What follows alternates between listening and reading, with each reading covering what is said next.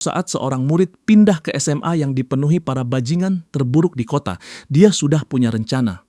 Begitu guru memperkenalkannya, dia menatap seluruh kelas yang penuh dengan preman dan bilang dia datang untuk menghancurkan mereka semua. Dia langsung menuju satu-satunya kursi kosong di samping preman paling besar di kelas dan duduk. Park cuma diem dan gak peduli sementara si preman mulai ngomong. Tapi kemudian si preman bikin kesalahan terbesar dalam hidupnya, dia menampar Park. Seketika itu juga, Park menghancurkan wajahnya dengan sikut dan membuatnya terbang. Semua teman sekelasnya kaget dan ketakutan. Apalagi pas Park bilang jangan coba-coba bangunin dia. Gak ada yang berani mendekat selama pelajaran. Tapi pemimpin semua preman itu mengumpulkan seluruh pasukannya dan mengumumkan mereka bakal menghabisi Park. Saat Park lagi duduk santai nunggu pelajaran berikutnya, tiba-tiba semua orang berdiri dan mengepungnya. Bukan cuma itu, lebih banyak preman dengan kayu pemukul mulai memenuhi koridor, semuanya menuju ke kelas yang sama. Sepertinya seluruh sekolah berkumpul cuma buat menghabisi Park. Mereka ada di mana-mana, dan satu-satunya target mereka adalah memburu Park Han-jun. Tapi begitu mereka mendekati kelas, dua preman babak belur terbang keluar dari pintu.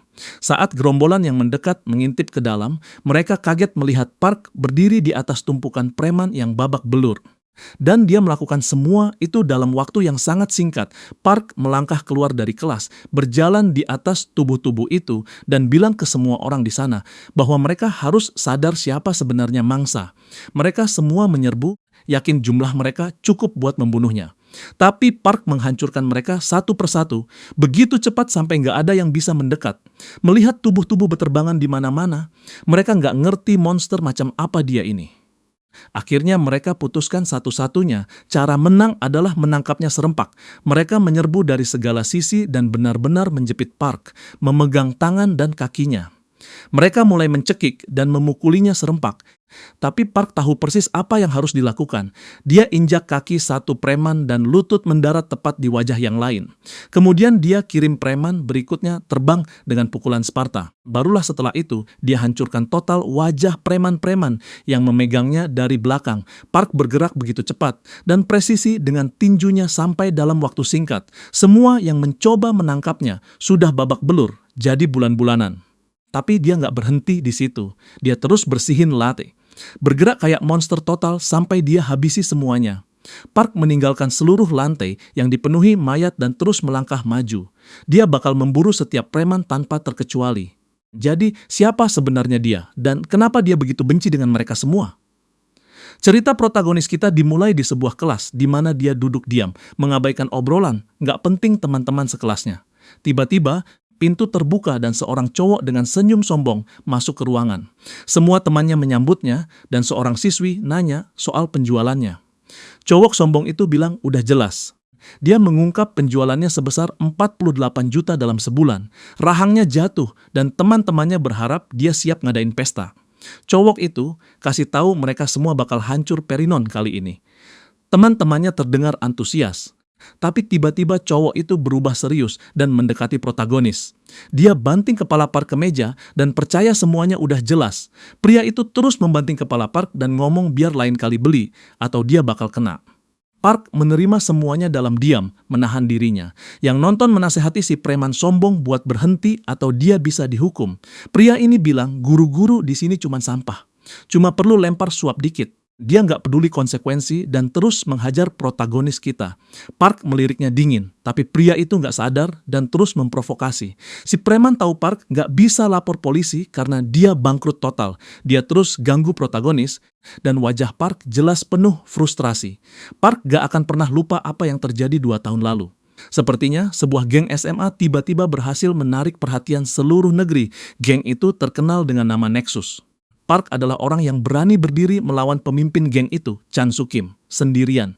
Pas Park pikir semuanya akhirnya selesai, situasinya berubah drastis ketika anak buah geng itu melaporkannya ke pengadilan. Park gak bisa menang melawan bukti palsu yang konsisten, dan akhirnya dia kalah sidang. Ayahnya harus mengorbankan Jim kesayangannya buat bayar uang damai. Park merasa bersalah dan frustrasi. Dia berjanji untuk gak pernah pakai tinjunya lagi. Ayahnya memaafkannya dan bilang, jangan nangis. Park hancur.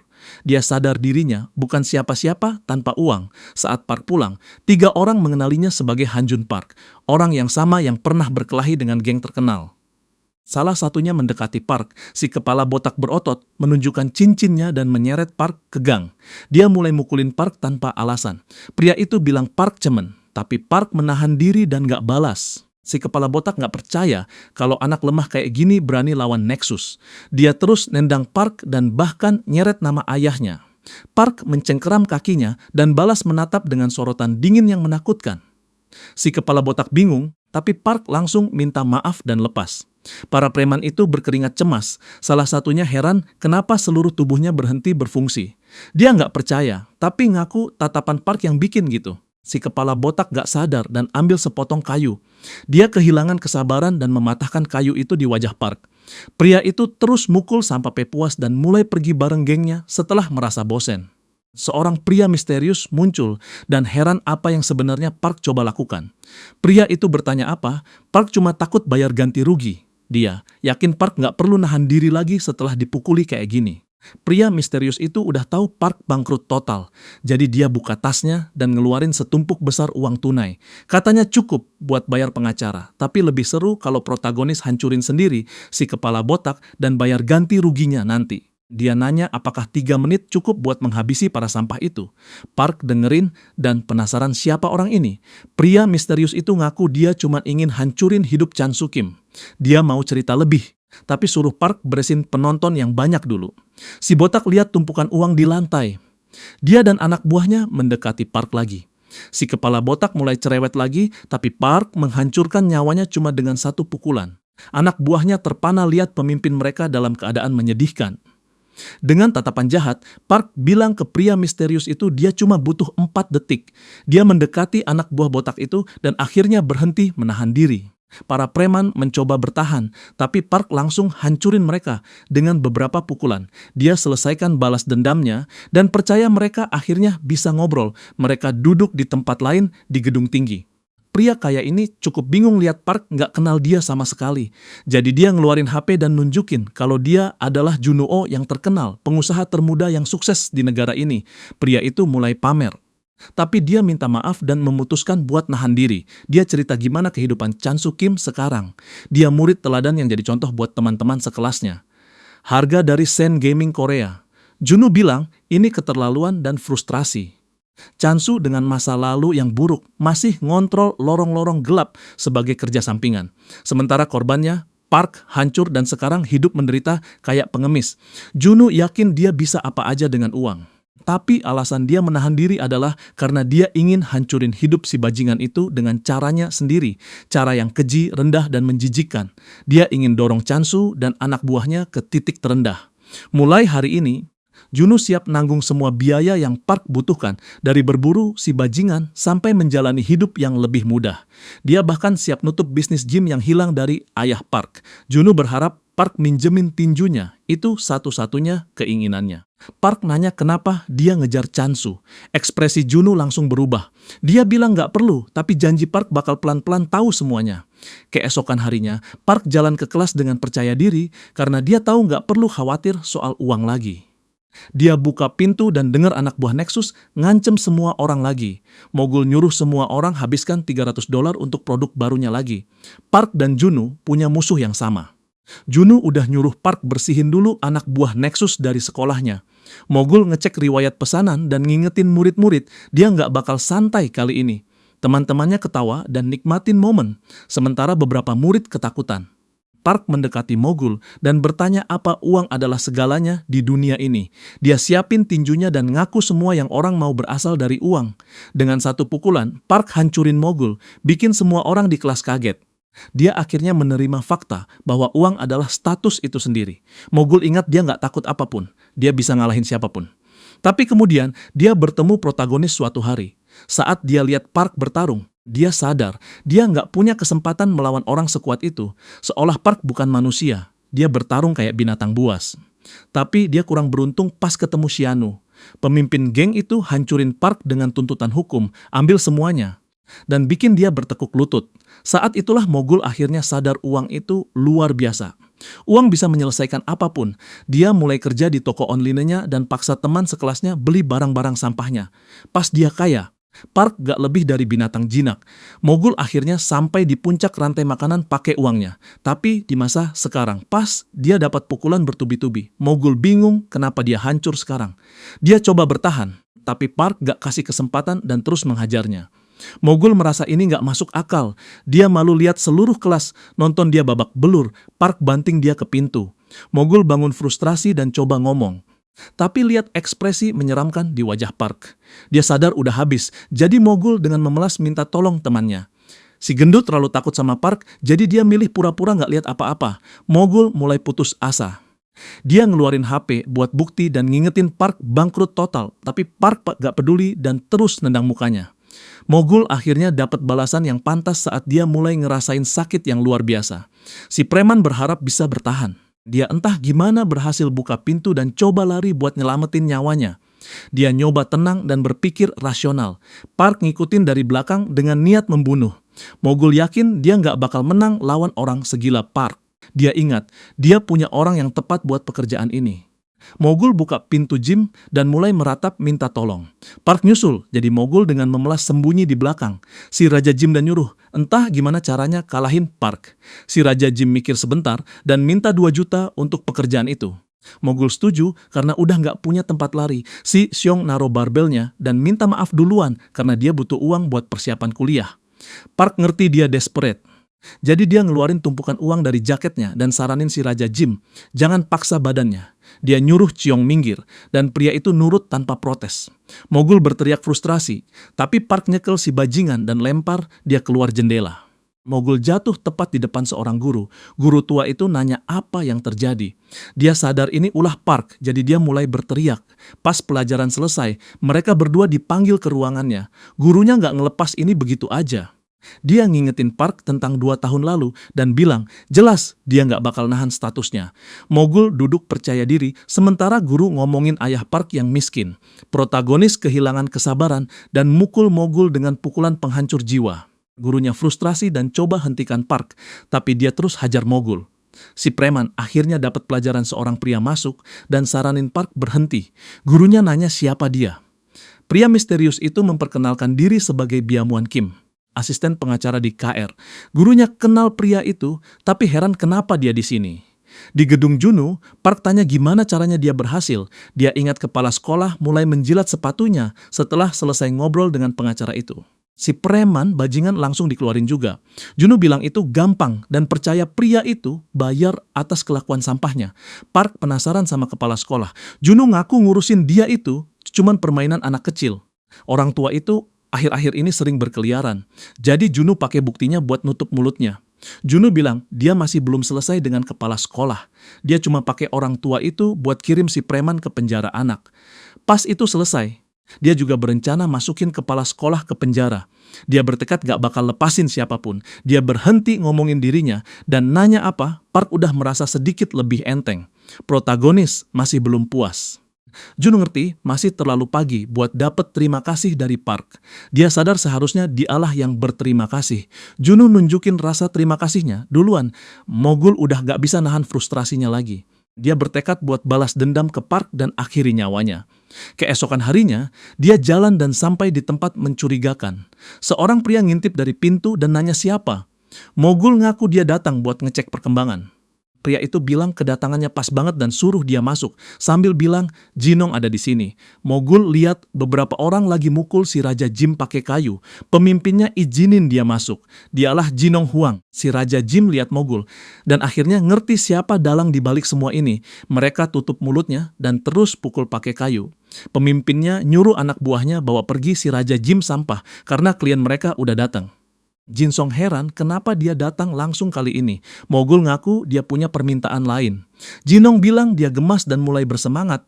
Mogul bilang dia sanggup bayar 10 juta. Si preman rambut kuning terkejut. Dia saranin pemimpinnya terima tawaran itu dan minta Mogul jelasin lebih detail. Jin Song hancurin kepala anak buahnya pakai kayu dan nyuruh diem. Dia percaya Mogul lagi ngejar ikan besar kali ini. Si bajingan ngaku dia ingin Hanjun Park mati. Jin Song liatin dia dingin dan nyuruh dia pergi karena dia nggak cukup bodoh buat lawan orang kayak Park cuman 10 juta. Mogul bilang dia sanggup bayar 10 juta di muka dan pas pekerjaan selesai, dia bakal bayar 10 juta lagi. Jinong jadi tertarik dan terima tawaran itu. Guju masuk ke rumah yang dikelilingi gedung tinggi dan ditutupi polisi. Dia ngumumin kedatangannya dan minta maaf karena jarang berkunjung. Dia bawa ayam goreng dan heran kenapa kecil banget. Junu tiba-tiba ingat ayam goreng bapaknya. Dia mulai ngidam dan ingat terakhir kali dia makan ayam goreng enak bapaknya 2 tahun lalu. Ekspresi Junu berubah. Dia jadi marah dan ingat semuanya kayak baru kemarin. Dia diem beberapa detik, tapi kemudian memutuskan pergi. Dia ngaku nggak bakal bisa mampir dalam waktu dekat karena jadwalnya sibuk. Akhirnya dia mulai dekat dengan tujuannya. Junu ninggalin rumah dan lihat pengacaranya nunggu. Pria itu ngasih tahu Mogul mulai bergerak lagi. Dia minta instruksi, tapi Junu ngingetin dia nggak mau main adil lagi. Pengacara itu nyengir dan mutusin ikut perintah majikannya. Malamnya, ayah Park dapat telepon dari Jim Bes. Dia terima tawaran itu dan tahu gajinya juga luar biasa. Dia mutusin pergi besok dan pas telepon ditutup, ayah Park berteriak kegirangan dan ngasih tahu kabar baik. Dia heran gimana tiba-tiba mereka beruntung dan percaya mereka mungkin bakal kaya. Park bangun buat Jim. Ayahnya saranin dia pulang tepat waktu karena mereka bakal makan kayak raja untuk sekali ini. Park lihat senyum tulus di wajah ayahnya. Dia senang dan pas dia ninggalin rumah, dia dapat telepon dan tahu Mogul lagi masak sesuatu. Junu jelasin dia nyewa beberapa murid kabur, tapi mereka nggak bakal jadi masalah besar. Junu saranin telepon kalau ada masalah, tapi protagonis bilang nggak perlu. Junu bingung, jadi Park jelasin bahwa para preman itu udah ada di sini. Park nanya siapa mereka. Dia lihat Van mendekatinya dengan kecepatan penuh, siap mengakhiri nyawanya. Protagonis langsung menyerbu ke arahnya dan coba nyelamatin diri. Park jatuh ke tanah dan kepalanya luka. Para preman ketawain dia, mereka heran apa dia semacam masokis. Jinong kagum. Dia bilang itu tindakan yang pintar. Pas dia lihat protagonis bangkit lagi, Park jadi marah dan siap habisi semua orang. Pria-pria itu ambil senjata dan siap hadapi dia. Meskipun udah lama gak bertarung, Jinong sadar Park masih punya kekuatan dan kelincahan. Dia yakin bisa menang karena Park udah terluka. Orang-orang di apartemen dekat situ dengar keributan dan heran apa yang terjadi. Si preman nyengir dan nyuruh anak buahnya naik van. Dia berharap bisa ketemu Park lagi dan pergi. Park nggak ngelepas itu. Dia mulai lari ke arah van dengan kecepatan penuh. Para preman ketawain dan anggap dia gila. Tapi dia buktiin mereka salah dengan mendekat. Para preman jadi ketakutan. Park lompat ke van dan hancurin kaca spion. Dia narik salah satu anak buah keluar sambil biarin van terus jalan. Yang lain nanya ke bosnya apa mereka harus muter buat jemput temannya. Tapi Jin Song nyuruh mereka tinggalin, bikin semua orang kaget. Pria yang jatuh tadi coba bangun, Park nyuruh dia ngaku mau kemana. Pria itu bercanda dan gak anggap serius. Jadi protagonis hancurin wajahnya. Dia kasih kesempatan lagi, tapi anak buah itu diem aja. Park mulai pukul, dia habis-habisan. Di dalam gedung mencurigakan, para preman rayain kemenangan mereka. Pemimpinnya nyuruh mereka tenang dan jangan kebanyakan minum. Mogul diam dengan wajah frustrasi. Dia angkat bicara dan bilang ini semua nggak berguna. Dia nggak ngerti kenapa mereka rayain. Dia harap mereka bikin uangnya berharga. Dia heran apa yang bakal mereka lakuin kalau Park nemu tempat persembunyian mereka. Pemimpinnya ngerti, tapi ragu Park bakal datang. Dia ngomongin pepatah Korea soal berburu beruang. Pria itu hancurin gelasnya dan ngingetin mereka lagi berurusan dengan harimau. Gak ada yang namanya pisau berburu harimau. Jinong nyekel muka Mogul dan nakutin dia dengan gelas pecah. Dia ragu pisau bakal berguna. Tapi ingat nenek moyang mereka dulu biasa berburu harimau dengan ngelepas banyak pong dan anjing. Harimau suka ruang pribadi mereka, tapi anjing-anjing bakal terus nyiksa harimau sampai kehabisan tenaga. Jinong berencana pakai trik yang sama buat protagonis. Dia yakin anak buahnya bakal hancurin kondisi Park dan bikin dia gila sampai mati. Tiba-tiba, seseorang hampir ngerusak pintu. Seluruh geng ketakutan pas mereka lihat penyok di pintu besi. Jinong nyuruh anak buahnya cek. Pria itu merasa kesel, tapi pas dia ngintip, dia lihat Park berdiri di luar dengan niat membunuh yang jelas. Mereka semua kaget dia nemu tempat persembunyian mereka begitu cepat, tapi pemimpinnya nyuruh mereka tenang karena Park gak bakal bisa nembus pintu besi. Mereka semua ngira dia pergi setelah beberapa menit. Alaki pikir dia mungkin takut. Tapi tiba-tiba ekspresinya berubah pas dia lihat tangan di luar balkon. Park lompat masuk dan pecahin jendela balkon. Pemimpinnya nggak percaya karena mereka di lantai 3. Park nggak buang waktu dan mulai hajar preman satu persatu. Dia berhasil ngalahin seluruh geng sendirian. Park hancurin beberapa orang dan balik untuk ngasih pelajaran ke sisa geng. Pas mereka semua berhadapan dengan Park, Mogul ketakutan, tapi lihat Jin Song tetap tenang. Dia ingat preman-preman itu berhasil ngalahin Seong dengan mudah. Jadi dia coba yakinin dirinya dan percaya pemimpinnya masih nyimpen jurus atau taktik khusus. Dia mulai berharap dan pikir geng ini mungkin bisa ngalahin Park. Jinong nyuruh anak buahnya menyerang. Mereka semua maju dengan senjata, tapi Park tetap santai. Dia narik satu kaki dan banting ke tembok. Preman lain coba serang dari belakang, tapi Park hajar dia dan jepit ke tanah. Si preman rambut kuning patahin kayu di kepala Park dan pikir dia berhasil, tapi Park langsung buktiin dia salah dengan lempar dia keluar jendela lantai 3. Si lemah itu jatuh ke tanah. Seorang cewek biker datang entah dari mana dan mendekatinya. Kesadarannya mulai pudar, tapi cewek imut itu nanya apa Park ada di atas berkelahi. Dia dengan senang ngaku iya dan coba ngomong lebih banyak. Jadi cewek itu pukul kepalanya pakai helm dan pergi. Cewek biker itu ngasih tahu Junu tentang situasi Park. Junu terdengar khawatir, tapi cewek goblok itu abaikan omongannya dan mulai ngomongin tas imut yang dia lihat online. Dia minta uang buat informasi lebih lanjut, yang bikin Junu kesel. Tapi dia kirim uangnya dulu buat puasin dia ngasih Junu lokasi Park. Di dalam apartemen, Jinong berhadapan langsung dengan Park karena dia satu-satunya yang tersisa. Mogul tergeletak di samping dengan wajah babak belur yang menyedihkan. Pemimpinnya ngaku mereka nggak bisa ngelawan Park. Dia duga dia selamat karena Park butuh sesuatu darinya. Protagonis bilang dia salah dan coba mencekiknya. Dia cuma mau nyisain yang terkuat buat terakhir. Jin Song sadar udah habis. Pria itu pakai tongkatnya, tapi dibanting ke tanah. Park mulai hancurin wajahnya. Pas dia mukul pemimpinnya, seorang anak laki-laki dengan mata berkaca-kaca menghentikan Park. Dia memohon dan bilang ini nggak adil. Katanya dia udah cukup menderita dan nggak sanggup bayar biaya sebagai anak yatim. Park dengar keluhannya, tapi si anak yatim mulai kehilangan akal dan bertanya apa yang dia perbuat sampai pantas mengalami semua ini. Junu akhirnya muncul dan lihat kekacauan yang dibuat Park. Si anak yatim nanya siapa dia dan mulai gemetaran, mengira Junu yang nyuruh Park melakukan semua ini. Junu memperkenalkan diri dan bilang dia sanggup bayar kerusakannya. Si cengeng akhirnya diem dan minta 10 juta. Junu bikin dia senang dengan kasih 50 juta. Jinong dalam keadaan memelas manggil Park monster, bilang nggak ada manusia yang sekuat ini. Dia sadar udah kalah dari awal. Jadi dia gerak cerdas dan coba nyelamatin diri dengan lompat dari gedung. Dia hampir berhasil, tapi Park narik kerahnya dan coba angkat dia karena masih belum selesai. Jin Song tahu dia bakal mati kalau nggak lolos. Jadi dia narik pisau buat nakutin Park. Park lepas dan si bajingan jatuh ke tanah dari lantai 3. Dia entah gimana berhasil bangun dan kabur meskipun luka parah. Junu bilang itu keinginan kuat buat hidup. Seorang anak buah yang babak belur mulai ketawa dan bilang Park bodoh karena baru aja masuk ke masalah sesar. Dia ngingetin mereka tentang ayah Jinong dan ngungkap kalau pria itu adalah ketua PG, perusahaan pelayaran raksasa.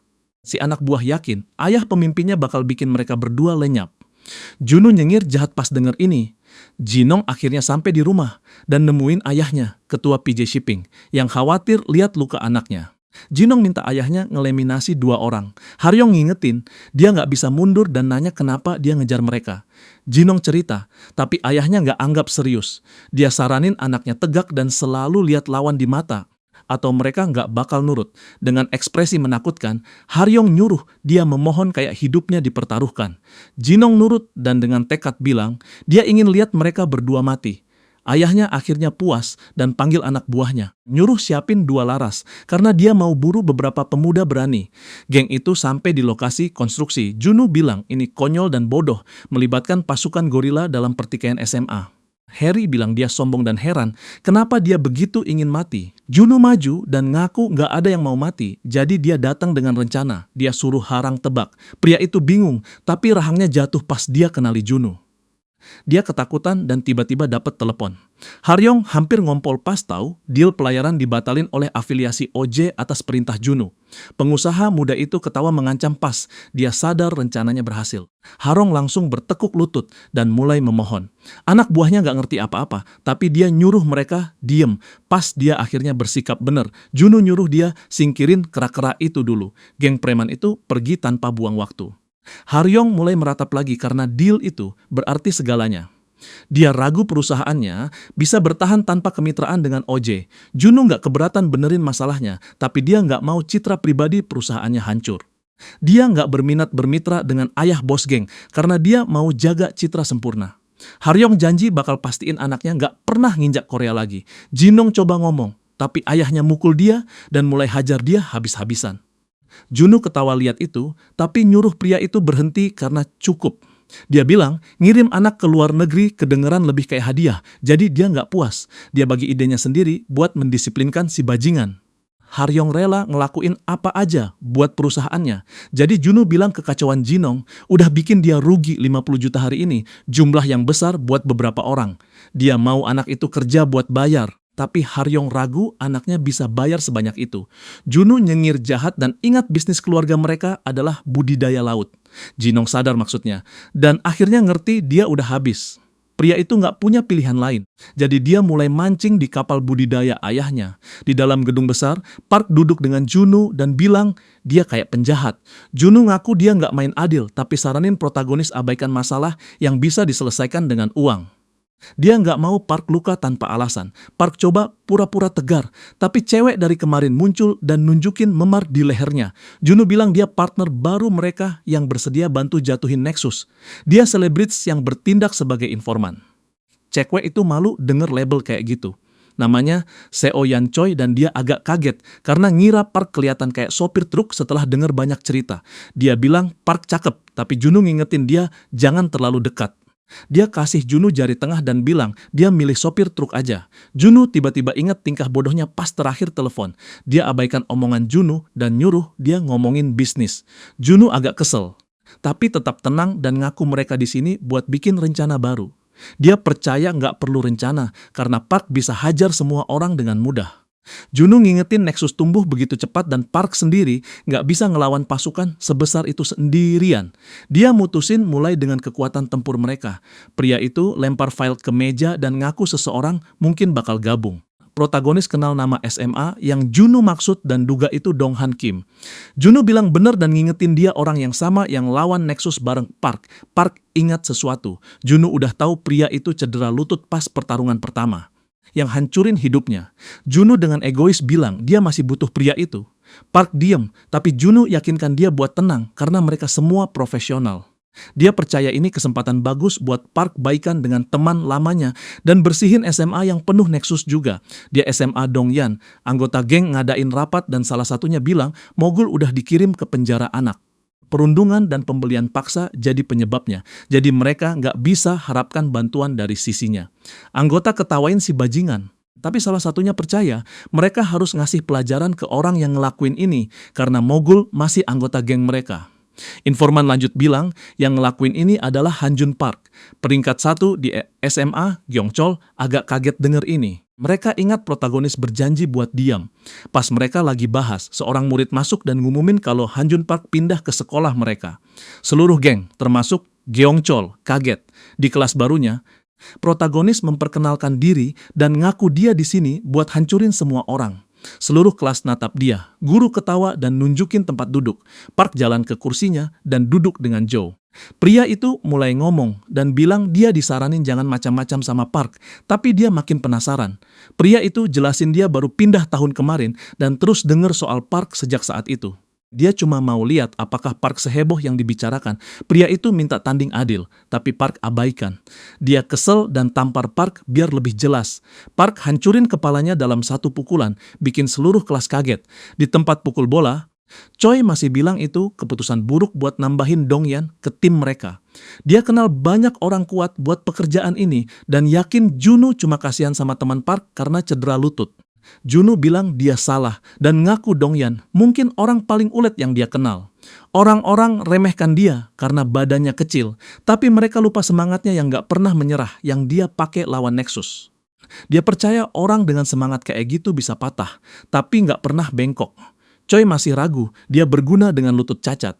Juno percaya dia mungkin kehilangan kekuatannya, tapi pasti bakal kembangkan kelebihan baru. Dia diam dan mikir Juno harusnya nulis buku aja. Di sekolah, Park jalan di lorong penuh preman. Dia akhirnya nemu teman lamanya. Seorang pria masuk dan nendang Dongyan karena ambil lebih dari 5 menit buat bawa cemilan. Dia pikir uangnya sia-sia. Jadi dia mulai hajar pria itu buat ngasih pelajaran. Preman lain pikir mukul udah nggak efektif, tapi si bajingan percaya dia bisa bikin Dongyan lebih takut biar lebih cepat. Jadi, dia terus pukul teman Park. Park lihat semuanya dengan ekspresi dingin. Di kantor Juno, Choi akhirnya setuju nambahin Dongyan ke tim, tapi ragu Park tipe orang yang bisa baikan dengan teman lama. Dia percaya lebih cepat kalau mereka pakai uang. Tapi Juno ngaku Dongyan adalah orang yang gak peduli sama uang. Dia ngingetin Choi bahwa pria itu lawan Nexus cuma karena Hanjun yang mulai. Cuma itu alasannya. Dia bilang ini konyol, tapi dari yang dia tahu, musuh teman adalah musuhnya. Dongyan gak bisa lihat temannya dipukul. Itu sifat aslinya dia sekolah. Dongyan akhirnya dapat istirahat dan duduk santai. Park mendekat dan nyapa. Dongyan udah tahu kenapa Park pindah. Dia ragu ini mungkin karena geng itu udah sangat kuat. Mereka nggak cuma punya anggota, tapi juga kekuatan finansial. Jadi udah berakhir. Park bilang, jelas dia mau menang kali ini. Dongyun bilang, ini delusi karena tekadnya nggak ngehentiin dia dari berakhir di keadaan menyedihkan. Park diem, tapi nantang dia buat lihat aja. Pemimpin mereka ngamatin dari jendela sekolah dan bilang ini cemen. Lihat Park kerja sama dengan Dongyan. Dia nyuruh anak buahnya siap-siap jatuhin protagonis. Dia rumah sakit. Dokter senang Dongyan mulai jagain dirinya, tapi dia ngingetin kalau terus nunggu, dia mungkin kehilangan mobilitas selamanya. Dia saranin operasi meskipun mahal. Dongyan diem. Dan pas dia pergi, Gyeongs mendekat dan nanya apa kata dokter. Dongyan gak ngerti kenapa dia di sini. Pria itu ngaku cuma mau ngecek gimana mantan peringkat 1. Dia bilang lihat pertemuan rahasia Dongyan sama Park. Jadi dia datang buat konfirmasi apa dia udah pulih. Dia bertekad hancurin teman Park lagi. Tapi Dongyan ngingetin dia nggak bakal bisa dikalahin kalau dia udah pulih. Gyeongcho kesel dan nendang dia. Dia nyengir dan ngingetin Dongyan kalau dia bukan lagi anak buah dan nggak bakal toleransi hal aneh. Gyeongcho ingetin apa yang terjadi terakhir kali dan bilang loyalitas itu bodoh karena hampir bikin Dongyan lumpuh. Pria itu nunjuk kalau Gyeongcho yang khianat dan gabung geng sampah. Dia bilang ini keji. Tapi Gongs ketawa dan biarin dia berpikir apa aja karena dia nggak mau jadi anak buah setia yang cemen. Dia ragu pria itu bisa jaga loyalitasnya kali ini.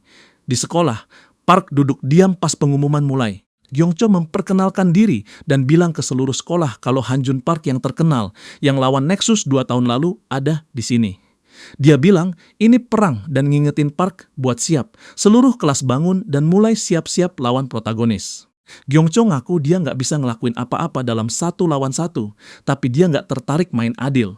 Pasukan siswa jalan ke kelas Park dengan senjata. Pas pemimpinnya nyuruh anak buah siap, beberapa orang terbang keluar kelas dalam keadaan babak belur. Yang di lorong ketakutan dan sadar Park udah beresin semuanya. Mereka kaget lihat seluruh kelas udah kalah. Protagonis keluar dengan ekspresi jahat dan ngajak semua orang serang. Pasukan besar siswa menyerbu serempak, tapi Park hadapi mereka semua tanpa ragu. Pas dia hajar seluruh geng, Dongyan coba abaikan semuanya dan tahan diri. Pertarungan berlanjut, seluruh sekolah coba kalahin protagonis, tapi dia mampu hadapi semua sendirian. Pria-pria itu bilang, dia gila dan sadar dia nggak bercanda soal hancurin mereka. Mereka coba kunci dia. Park berontak dan akhirnya tertangkap. Beberapa orang tahan dia dan mulai pukul, tapi dia bebas dalam hitungan detik. Park hancurin semua orang di sekitarnya. Dia terus hajar mereka satu persatu sampai seluruh sekolah beres. Park hampir nggak bertahan dan pas dia masuk lagi, lebih banyak orang nunggu. Mereka kecewa lihat dia udah capek, padahal pertunjukan belum mulai. Mereka semua menyerbu ke arah harimau yang kelelahan, sementara Dongyan duduk di kelas dan coba abaikan semuanya. Dia ragu Park bisa menang, jadi usaha Park bakal sia-sia. Choi muncul dan duga Park udah di batasnya. Dia coba maluin Dongyan karena abaikan temannya. Cewek itu memperkenalkan diri sebagai rekan kerja Park. Dongyan malu, tapi bilang dia terlalu lemah buat bertarung. Dia senyum dan ngaku udah tahu. Dia ngungkap protagonis udah punya ide kalau bakal begini. Meskipun disuruh lari, dia nggak lari. Dia bilang ke Dongyan alasan Park masih bertarung karena dia mau buktiin sesuatu. Pria itu tiba-tiba ingat kata-kata temannya dan diem. Dia yakinkan dia nggak bakal nyesel. Yang bikin Dongyan pikirat ke keputusannya. Di lorong, Park selesai beresin semua orang. Dia kehabisan napas setelah lawan pasukan sebesar itu. Tapi Yongcho muncul dengan lebih banyak orang. Dia puji Park seberapa kuatnya, tapi ragu dia bisa bertahan lawan 10 siswa terkuat di sekolah. Jongcho bilang, jelas ke Park, tapi protagonis tetap teguh dan ambil posisi bertarung lagi. Pria-pria itu menyerbu, tapi sebelum pukulan mendarat, Dongyan pukul 1 dengan whipper dan harap Park berhenti ambil sorotan. Para preman panggil dia tikus licik, tapi Gongyol nyuruh mereka tenang karena mereka bisa jatuhin keduanya. Mereka semua serang Dongyan juga, tapi dia dengan mudah kalahin satu. Yang lain maju dan cekik dia, tapi meskipun sakit dia hajar pria itu dan terus bertarung. Park terus pukul juga, dan bersama-sama mereka jadi nggak terkendali. Pria-pria itu sadar mereka dalam masalah dan nanya kenapa target mereka begitu kuat. Pas mereka hadapi semua, protagonis minta maaf. Dongyun ngaku dulu dia benci Park atas apa yang terjadi, tapi dia ngaku cuma perlu nyalahin seseorang. Park senyum denger ini. Pemimpinnya lompat buat rusak momen, dan pas dia coba serang mereka berdua, mereka hindar. Dongyun ngaku dia mau handle sendiri. Park dan temannya lari ke pintu. Pemimpin panggil mereka pengecut dan kejar, tapi Park cekik dia dan lempar ke dalam ruangan. Dongyan kunci dari dalam biar bisa lawan Gongcho tanpa gangguan. Gyeongcho bilang ini bodoh. Dongyan ngaku mungkin kelihatan kayak gitu, buat orang nggak punya teman kayak dia. Pria itu marah dan menyerbu, tapi Dongyan pukul keras dan dorong dia mundur. Gyeongcho tetap gigih dan pegang kaki Dong. Dia angkat pria itu dan banting ke pintu kaca pecah. Dia berhasil patahin senjata Dongyan dan percaya dia nggak bisa ngelakuin apa-apa tanpanya. Dongyan buka bajunya dan balut ke tinjunya. Gyeongcho bilang ini lucu, tapi pas mereka saling pukul, Dongyan pakai baju itu buat cekik muka si preman dan jepit ke tanah. Dia mulai hancurin wajahnya, tapi Gyeongcho pegang kakinya dan tarik, dia jatuh juga. Dia akhirnya bisa bebas. Gyeongcho bilang jelas, dia nggak kayak dulu lagi sambil remas kaki Dongyun yang cedera. Pria itu berteriak kesakitan dan lepas Gyeongcho. Pas pemimpinnya bangun, dia ngatur napas dan bertekad balas dendam suatu hari. Dongyan nyuruh dia berhenti, yang bikin Gyeongcho kaget karena kira pria itu udah belajar.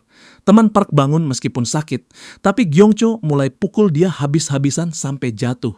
Gyeongcho capek dan coba pergi, Dongyan nyuruh dia tunggu lagi dan mulai kumpulin pecahan kaca. Gyeongcho frustrasi, jadi dia menyerbu tanpa mikir. Teman Park pakai kesempatan ini buat lempar pecahan kaca dan hancurin si preman dengan pukulan naik. Dia terus pukul Gyeongcho. Pria itu nggak nyangka ada yang ngerti. Tapi dia ngaku bakal malu di depan Park kalau nggak menang. Gyeongcho mulai kehilangan penglihatan setelah kena pukul terus. Dongyan ingat semua yang dia lalui dan lepaskan pukulan terakhir buat KO si kepala otot. Kakinya sakit, tapi Dongyan abaikan dan jalan keluar buat lihat temannya menang. Park pegang temannya yang cedera dan mulai ketawa pas mereka tinggalin sekolah. Ketua Dewan, Dongyan, kaget lihat sekolahnya. Pria itu tahu Park dalang dibalik semua ini. Dia lihat kondisi seluruh sekolah dan gak percaya semua ini terjadi karena satu orang. Dia ketawa dan nyuruh anak buahnya bawa Min. Pas dia berhadapan dengan Min, Min ngaku mereka gak ikut campur masalah siswa, tapi gak keberatan ngurusin pembicaraan orang dewasa. Dongyan tahu siapa di belakang Park, tapi masih bilang ini gak adil karena dia hidup di negara hukum. Dia bilang gak adil. Tapi Min naruh beberapa koper dan percaya pria itu bakal puas. Dongyan nyengir jahat. Dia nyuruh anak buahnya cek dan bilang jelas nggak ada yang bisa puasin dia selain tumpukan kuning, anak buah buka, dan mereka semua nemu buku pelajaran. Dong heran, jadi Min suruh dia cek berita utama. Dia nemu info tentang gengnya yang rekrut lulusan DY, dan berita itu juga punya bukti DY nyuri subsidi, penipuan pajak, dan banyak lagi. Min peringatin dia mundur atau dia siap gali lebih dalam. Dong marah dan ancam pria itu ngingetin situasi yang dia hadapi. Dia heran kenapa Min masih duduk santai. Si empat mata bilang semuanya nggak bakal berhenti dengan kematiannya, dan kalau KR dan D bertarung, dia ragu Dong bakal menang.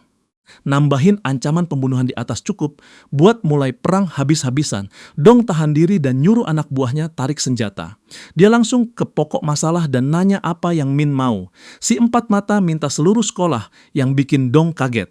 Di rumah sakit, Choi nggak percaya protagonis lawan seluruh sekolah dan masih keluar tanpa luka. Park mulai jawab, tapi dokter muncul dan bilang dia nggak tahu gimana Park bertahan. Tapi dia lega dan bilang operasinya sukses total. Dokter yakin Dong-yan bakal pulih. Park mulai senyum dengar ini. Di suatu tempat di restoran mewah, Junwoo duduk sabar di dekat seorang wanita. Berterima kasih ke Chae-nu Kim atas waktunya. Dia mulai wawancara.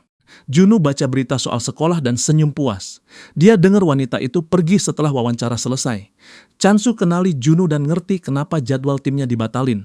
Dia yakin Junwoo dibalik wawancara majalah itu. Chansu kaget orang penting kayak Junwoo coba cari dia. Dia merasa senang, tapi Junwoo nyengir dan nyuruh dia berhenti basa-basi. Dia duduk dan ngingetin Chansu tentang dirinya. Pemimpin geng itu senyum dan yakinin dia ingat semuanya. Tapi semuanya udah berubah. Dia puji Junwoo capai posisi setinggi ini dan percaya dia nggak lebih dari gamer. Chansu nunjukin kekaguman, tapi Junwoo lihat tembus dan bilang jelas dia nggak bakal mudah move on. Junwoo senyum jahat dan ngaku dia hancurin Dong-yan-hai. Chansu tetap tenang dan mulai pergi karena nggak ada lagi yang mau dikatakan. Dia coba salaman, tapi Junwoo abaikan dan nggak nunjukin minat. Junwoo harap dia bisa jaga senyum sampahnya pas mereka ketemu lagi. Chansu kasih senyum lagi, tapi pas dia tinggalin restoran, ekspresinya frustrasi. Junwoo merasa lega. Dia ragu apa dia masih peduli sama dendam dan pikir dia mungkin bakal terintimidasi. Tapi sekarang dia sadar dia stres tanpa alasan karena muka Chansu masih bikin dia marah. Di dalam mobil, sopir Chansu heran apa dia bakal ambil tindakan. Pria itu bilang pertarungan sekolah adalah ajakan dan ngaku dia pasti bakal balas. Chianu percaya pertempuran ini bakal jadi yang terbesar dalam sejarah Korea. Dia gedung mewah, Tae-soo Choi masuk ke ruangan penuh pria. Dia heran kenapa dipanggil rapat mendadak, meskipun yang lain juga frustrasi. Cha Yang-yu pikir mereka nggak boleh negatif. Pas semua pemimpin berkumpul, Tae-soo tahu mereka bakal bahas Hanjin Park. Dia kira pria itu udah diam setelah hidupnya dihancurkan geng, dan yang lain ingat hal yang sama. Dong-chian heran siapa dia, karena nggak tahu apa yang mereka bicarakan. Monggili ketawa lihat kebingungannya, tapi duga itu wajar buat pemula payah kayak dia. Pria itu ledek Dong-chan, tapi mulai jelasin kalau Park adalah masalah besar buat seluruh geng. Dulu dia pemimpin distrik kecil, Nexus ngontrol seluruh area sekitar dan beberapa provinsi, tapi Park nggak lepas distriknya. Yang bikin geng malu, masalah lebih besarnya adalah makin banyak orang terinspirasi setelah tahu soal Park. Jadi Nexus harus urusin lebih banyak musuh. Geng mengerahkan semuanya buat hancurin siapapun yang menghalangi, tapi nggak berjalan sempurna. Itulah kenapa mereka berkumpul. Dia bilang yang nggak terduga terjadi. Mereka lawan Park dengan seluruh kekuatan, tapi tetap kalah di setiap pertarungan. Nexus nyaris bubar karena satu orang. Dong-chian nggak percaya. Munil pikir dia bakal ngerti pas lihat langsung. Dia sebut Park binatang sungguhan. Dong-chian mulai ketawa dan bilang semua pengecut karena kalah lawan satu orang. Para pemimpin marah dan Monggil peringatin dia diem atau bakal diingetin tempatnya.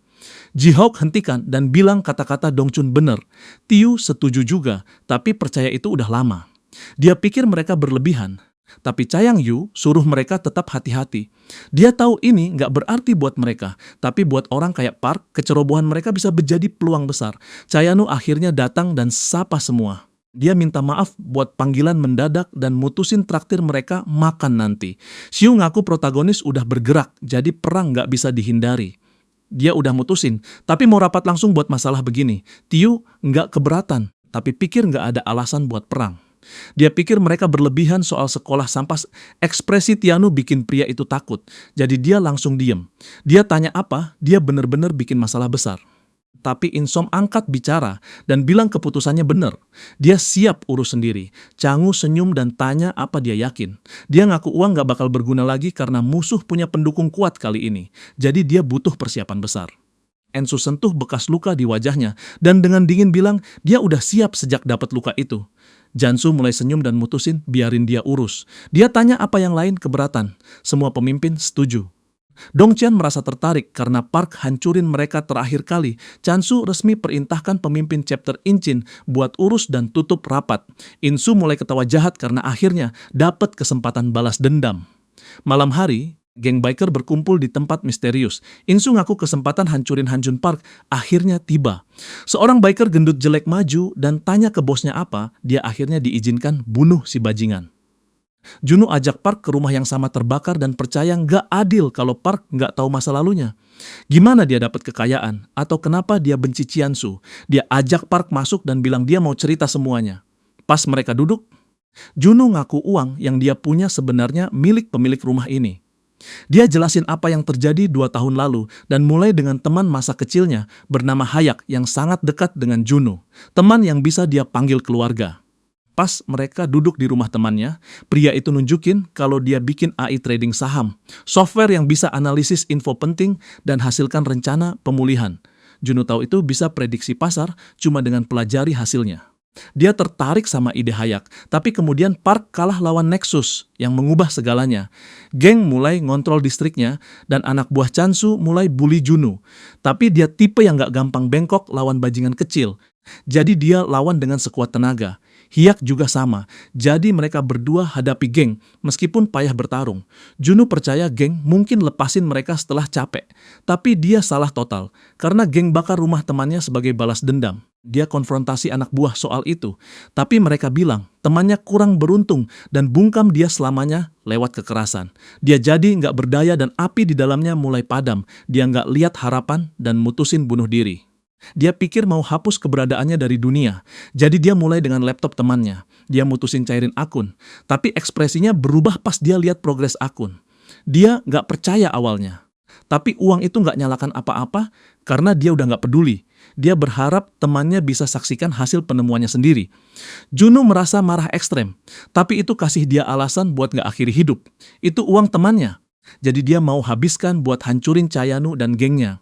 Park heran kenapa dia cerita banyak dan Juno langsung blak-blakan ngaku itu cuman buat gaslight protagonis biar nggak pernah nyerah lawan Nexus. Nanti malam, Juno telepon Choi dan bilang kita cek sisa sampahnya ke Park. Dia merasa lucu dan heran apa Juno coba cari teman. Juno malu dan nyuruh dia diem. Choi jadi serius dan ngingetin kalau bajingan chapter Inchin datang ngejar dia kali ini.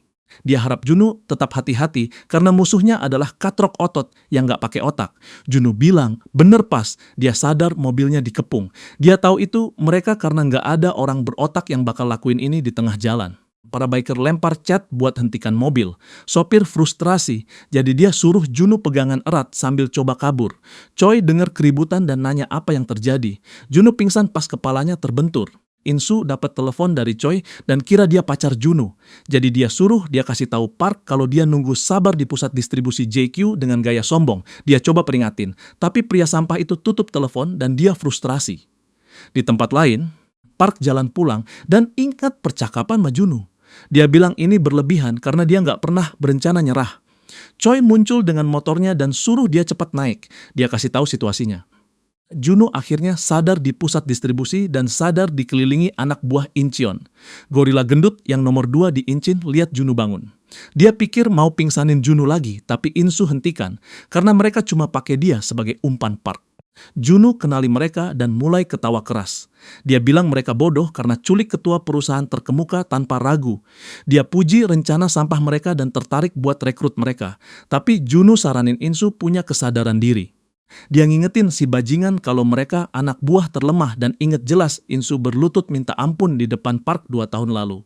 Juno ragu mereka bisa bertahan lawan Park. Anak buah gorila marah, tapi Insu hentikan dan maju sendiri. Insu percaya Juno tahu sedikit soal chapternya, tapi duga dia nggak tahu cuma satu pengecut yang berlutut, bukan seluruh chapter. Juno senyum dan minta dia tolong perlakukan saudaranya dengan baik, karena dia berlutut buat nyelamatin pantat Inu. Anak buah gorila marah dan peringatin dia diam, tapi Juno terus bicara dengan sombong. Dia kehilangan kesabaran dan coba pukul Juno, tapi anak buah masuk dan kasih tahu Ensu kalau Park mendekat. Insu nyengir jahat dan suruh Banjung simpan amarahnya buat ancaman nyata. Juno puji Park atas waktunya. Bananjung banting Juno ke tembok dan mulai jalan ke pintu masuk dengan marah. Juno tahu si pecundang gak punya kesabaran.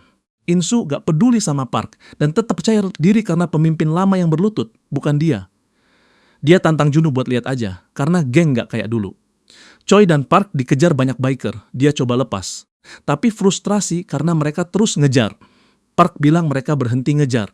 Cewek itu bingung, tapi Park suruh dia lihat ke depan. Choi cepat hentikan motor, pas mereka lihat Banjung dan anak buahnya menghalangi. Gorila berhadapan langsung dengan protagonis, tapi nahan diri dan suruh mereka ikut. Dia mau bunuh saat itu juga, tapi geng punya aturan. Park ikut gorila dan mulai menuju pusat distribusi. Choi heran kenapa Bonjung kelihatan begitu besar. Dia mulai ledek, tapi pria itu abaikan. Dia terus ejek ukuran besarnya. Dia akhirnya kehilangan kesabaran dan nyuruh dia diem. Choi nggak bisa tahan rasa penasarannya dan harap dia bisa jawab pertanyaan. Dia ngingetin soal pemimpinnya yang cuman berlutut dan janji nggak bakal lawan lagi. Dia nakal nanya kenapa mereka masih buru Park. Pria itu kehilangan kendali dan coba serang dia, tapi Park maju dan bilang cewek itu bener. Banjung berhenti nahan diri dan mutusin langgar aturan. Dia maju hancurin Park, tapi protagonis tetap santai. Banjung dulunya bayi kuat yang jadi besar pas puber.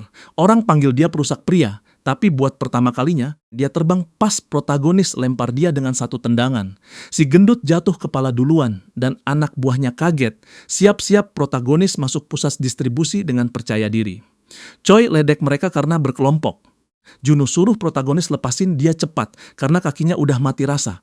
Insu buka jaketnya dan pemanasan karena dia mau handle Park sendiri. Dia sapa Park dengan sombong. Park kenali dia sebagai saudara Mansu. Insu jadi serius dan lempar pukulan. Meskipun gak kena, pipi Park mulai berdarah. Insu ngaku betapa dia ingin pertarungan ini. Dia gak buang waktu dan lempar pukulan. Park coba hindar, tapi tetap kena yang bikin dia kaget. Insu ngumumin hari ini dia bakal balas dendam atas aib yang gengnya derita 2 tahun lalu. Park abaikan omongannya dan mulai serang, tapi tendangan dan pukulannya nggak mendarat. Insu mampu hindari semua serangan dengan mudah. Park coba bertahan, tapi Insu konek, pukulan lurus ke wajahnya dan ejek dia lambat. Protagonis mundur dan frustasi, tapi Insu motivasi dia buat terus bertarung karena dia mau keluarkan lebih banyak amarah. Insu suruh dia bangun dengan ekspresi dingin. Setelah pemimpin lama dihajar, Insu gak ambil istirahat dan kerja keras tanpa henti karena malu. Dia merasa hina setelah tahu saudaranya yang terkuat di Incan berlutut di depan Park tanpa bertarung. Insu berhenti tinju karena dia mau jadi petarung sungguhan. Setelah itu, Insu masukkan dirinya ke neraka dan hancurkan 27 sekolah dan banyak geng cuma buat lebih kuat lawan protagonis. Dia kecewa dan nanya kenapa Park gak bisa bertahan lagi. Dia masih marah soal penghinaan 2 tahun lalu. Pria itu terus hancurin Park dan mulai pojokan dia yang bikin Choi kaget. Dia ragu Park bisa menang. Juno suruh dia sabar. Dia udah riset sebelum rekrut Park dan kaget tahu Park gak punya latar belakang martial arts selain fitness. Protagonis lawan Nexus dengan kekuatan brutal dan adaptasi. Juno percaya Park bakal menang pas dia lihat gaya Insu. Tapi masalahnya Insu udah tahu ini. Pas pria itu terus hancurin Park, Juno tahu pukulan barik knuckle bisa sebabkan kerusakan gila. Petinju beneran bisa robek kulit manusia. Juno prediksi Insu berencana manfaatkan kekuatannya buat hancurin Park pelan-pelan dan habisi di akhir. Protagonis kumpulkan kekuatan dan coba serang, tapi Insu tutup dan suruh dia lawan kayak pria.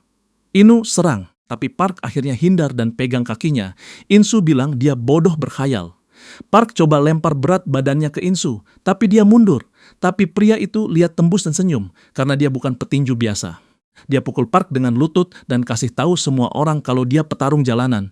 Dia cekik Park dan lempar ke beberapa kotak. Anak buah girang kira mereka menang, tapi Insu bangun dan ambil posisi. Dia bilang yang tadi ronde 1 dan ragu Park bakal jatuh mudah. Dia yakin kerusakan yang dia buat bakal bikin Park susah lihat dan jaga keseimbangan. Insu sebut ini kemenangannya dan maju buat pukulan kritis, tapi Park hindar, bikin Juno senyum. Akhirnya adaptasi dan pukul Insu keras. Insu gak percaya Park bisa lihat tembus dirinya. Dia coba lawan, tapi Park hancurin wajahnya dengan pukulan lain dan terus hajar. Juno sadar kecepatan Insu menakutkan, tapi dia sebut Park binatang dan ragu ada yang bisa kalahkan. Dia dalam pertarungan cuma dengan kecepatan. Choi masih nggak ngerti kenapa Park terus makan pukulan tanpa usaha hindar. Juno jelasin Park coba baca lawan dengan tubuhnya. Protagonis bisa pelajari semua gaya Insu. Insu nyaris hindar, tendangan Park dan frustrasi karena Park bisa lihat setiap gerakannya. Insu wajahnya hancur sama Park, heran kenapa dia latihan keras cuma buat dibaca Park kayak buku terbuka. Dia sadar protagonis jenius. Dia masih nggak nyerah dan hindar serangan Park buat maju dan hancurin dia. Insu terus lempar pukulan cepat buat lebih banyak kerusakan. Dia mulai gerak lebih cepat dan tantang Park buat ikuti. Junu mulai senyum dan sebut ini skakmat pas dia lihat Park hancurin Ensu. Protagonis bilang dia lambat dan hancurkan dengan pukulan naik. Penjahat tiba-tiba ingat saudaranya mau lindungi orang yang dia cintai, bahkan kalau harus buang harga diri. Dia percaya pria paling menderita adalah yang gagal lindungi orang tercinta. Park terus hajar Insu, tapi dia nggak mundur dan tiba-tiba ingat saudaranya berlutut di depan Park. Dia sebut itu pengecut dan ejek saudaranya. Insu maju buat lindungi nama Inchan sendirian tapi hancur. Di masa sekarang, Insu tetap berdiri teguh. Anak buahnya khawatir dan salah satu nanya kenapa Banjong nggak ngelakuin apa-apa. Insu mulai kehilangan kesadaran. Dia akhirnya ngerti kenapa saudaranya berlutut. Pria itu terima bahwa gak ada yang bisa lawan binatang kayak Park. Dia takut dan ingin lari, tapi tahu tanggung jawab seluruh geng di pundaknya. Banjung dan anak buah lain menyerbu Park buat bunuh dia. Gorila suruh semua hancurin Park dan yakin siap tanggung jawab. Tapi Insu teriak suruh berhenti. Dia jatuh berlutut dan ngumumin Park menang. Insu merasa hina pas pria yang dulu dia panggil bos jatuh berlutut. Tapi sekarang dia ngerti betapa berat saudaranya berlutut tanpa siapapun di pihaknya.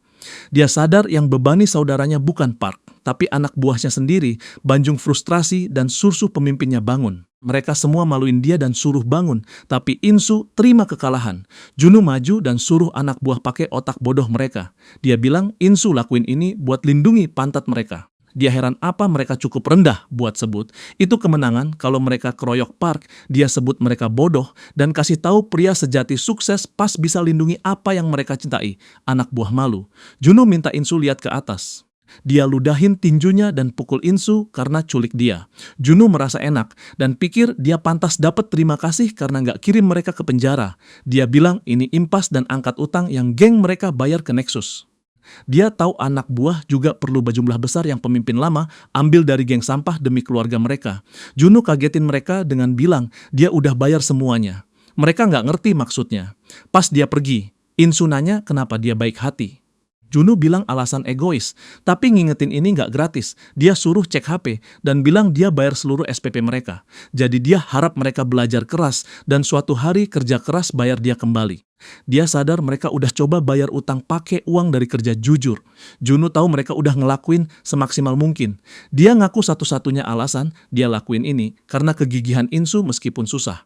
Choi ledek dia karena baik banget. Dia malu dan nyuruh diem. Insu sujud dan tunjukin rasa terima kasih. Dia janji pasti bayar setiap sen suatu hari. Junu suruh dia diem dan mulai pergi. Insu minta maaf ke anak buahnya dan balik sujud karena dia rusak harga diri mereka lagi. Dia dengan tekad ngumumin penghinaan kayak gini gak bakal terulang. Dan mulai hari ini mereka gak ada hubungan lagi dengan Nexus. Dia tanya apa? Mereka mau berpihak dengannya untuk masa depan lebih baik. Geng teriak iya. Keesokan harinya, Junu puji timnya karena berhasil urus Inchin. Park heran ada apa sama Choi. Dia dapat 40 juta dari Junu dan mulai ketawa. Cewek itu berharap Junu terus diculik setiap hari.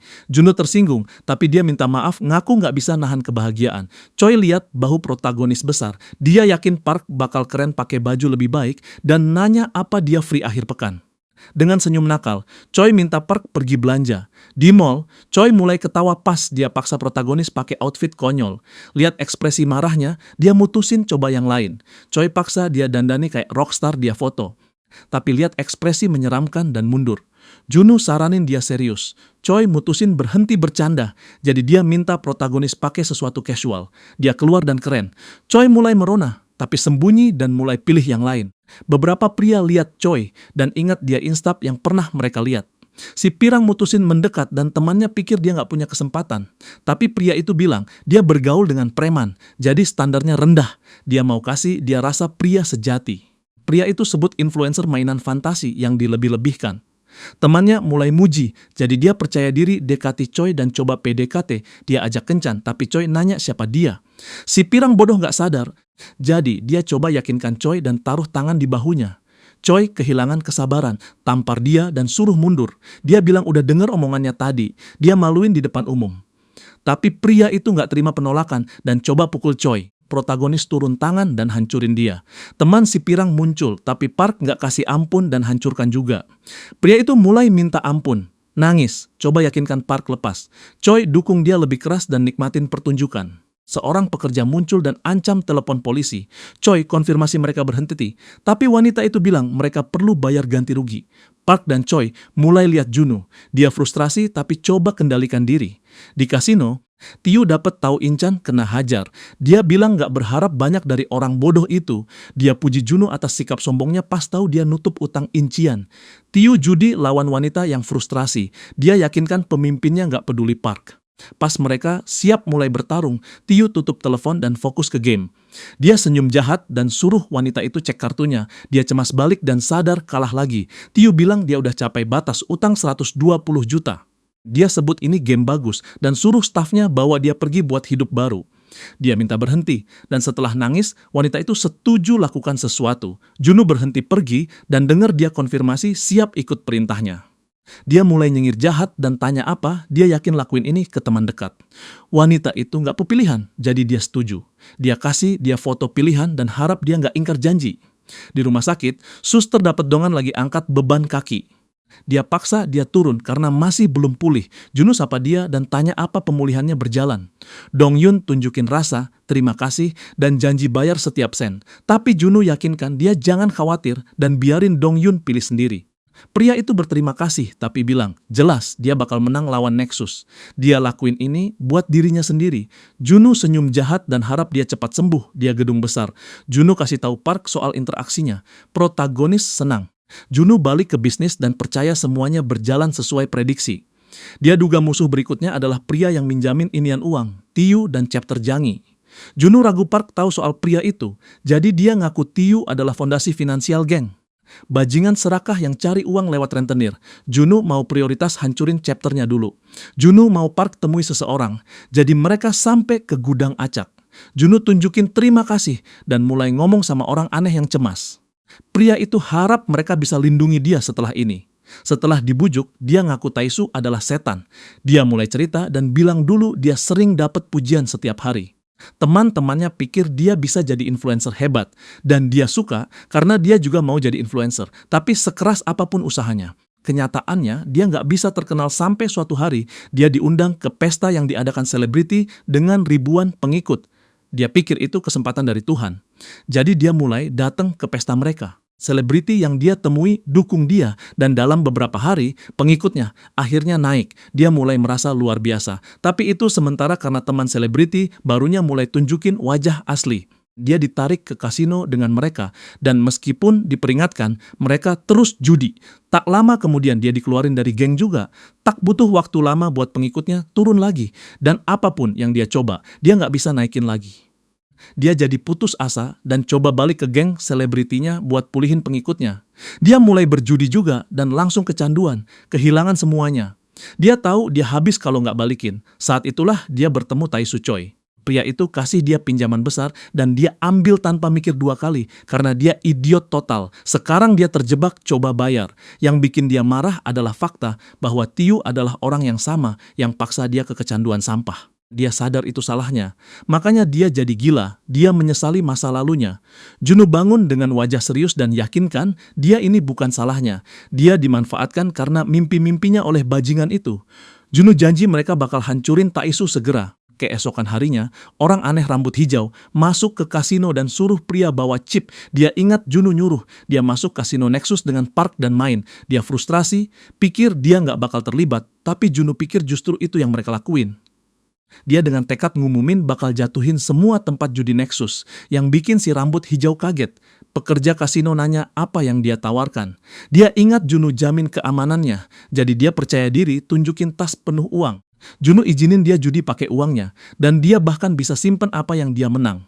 Orang aneh itu suruh karyawan kasino bawa chip. Mereka pikir dia bodoh. Awal hari, dia nggak ngerti gimana rencana ini bekerja. Jadi Junwoo jelasin dia bakal menang semuanya buat bikin mereka bangkrut. Junwoo percaya diri karena tahu cara menang di setiap judi biasanya. Bandar kalah beberapa kali, tapi dari yang Junwoo tahu soal kasino Nexus. Dia yakin mereka diciptakan buat jamin kemenangan bandar setiap saat, yang berarti mereka caurang. Si rambut hijau udah tahu ini, tapi heran gimana dia bisa menang. Junwoo bagi rencana yang bisa pakai kecurangan itu buat keuntungan. Di kasino, pria itu all in, yang bikin bandar kagum. Dia mutusin ikutin dan coba curang. Park teriak kalau dia kepergok dan pecahin jendela buat masuk. Bandar coba bungkam, tapi Park lompat ke dia dan hancurin wajahnya dengan satu pukulan. Si Aneh pikir dia menang karena mereka curang, jadi dia duga uang itu miliknya. Tapi Juno udah tahu kasino nggak bakal kasih tanpa perlawanan. Beberapa orang muncul buat beresin. Mereka ancam si rambut hijau, tapi Park di sana buat habisi mereka. Mereka serbu dia, tapi dia kalahin semua dan rendahkan mereka. Si Aneh mulai game kedua, dan Park awasin buat tangkap bandar curang. Dia pukul bandar lain pas lihat dia curang. Juno pikir mereka pakai kekerasan, tapi percaya ini nggak adil karena dia nggak nipu siapapun. Di markas chapter Ta, seorang pria kasih tahu semuanya. Yang bikin pria itu frustrasi. Dia akui Juno main game mengesankan di depan Choi. Dia kecewa sama temannya. Tiu minta maaf dan harap dia dengar karena dia punya kesempatan yang mungkin menguntungkan. Choi penasaran. Jadi pria itu lanjut dan minta informasi soal rencana Juno. Dia yakin sanggup bayar 3 kali lipat dari yang Juno kasih. Cewek itu setuju langsung dan tutup deal. Yang bikin pria itu kaget. Dia kirim nomor rekening. Tapi pria itu tetap hati-hati dan bilang kalau dia bohong, dia nggak bakal kasih ampun. Dia tertawa dan sebut dirinya pembohong jelek. Choi terima pembayaran, jadi dia mulai jelasin apa yang mereka sembunyiin. Choi mulai hitung mundur, bikin tuh bingung. Dia ngumumin rencana hancurin markasnya udah mulai, bikin dia kaget lagi. Pintu pecah dan Park masuk kayak binatang. Si rambut hijau ikut buat balas dendam. Pria-pria serbu Park, tapi dia langsung kalahin. Tiu mulai putus asa dan sadar nggak ada rencana yang bisa bantu dia lawan binatang kayak Park. Orang top Tiu tanya apa pembunuhan diizinkan. Dia kasih izin. Jadi mereka senyum dan buka baju buat pertarungan serius. Tiu terima dia nggak bisa ngelakuin apa-apa. Jadi dia lari sekencangnya. Dia tahu pria yang dia sewa cuma orang-orangan tanpa kekuatan. Dua pria itu hancur sama Park, tahu coba tenangin diri. Tahu dia nggak punya kekuatan, tapi dia selalu bisa bertahan dengan uang dan pengaruh. Dia yakin mampu kalahin Park. Protagonis selesai bersihin markas. Choi kecewa kasih tahu kalau si pengecut kabur keesokan harinya. Juno tahu soal tikus yang kabur. Dia puji Park dan suruh dia siap. Juno agak frustrasi karena sadar ini nggak bakal siap. Dia duga Tiu bakal balas dendam dengan rencana payah. Di suatu tempat, anak buah Tiu tahu dia berhasil kabur. Dia sebut ini pilihan bijak karena bodoh lawan binatang kayak gitu. Anak buahnya minta sesuatu dan yakinkan pemimpinnya nggak perlu khawatir. Tiu suruh dia posting, jadi pria itu upload bounty 2 miliar di kepala Park. Pengaruh nyata Tae-soo sebenarnya dari judi online. Dia punya pengikut 87.000. Pria di seluruh Korea lihat bounty. Tapi beberapa tahu ini mungkin pekerjaan berbahaya kalau bounty-nya sebesar itu. Tiu tahu orang mungkin mundur. Jadi dia perkenalkan sistem spesial yang kasih hadiah buat usaha kecil juga. Siswa mulai tinggalin sekolah buat kejar Park demi bounty. Banyak orang mulai incar Park. Rencana Tiu mulai berjalan.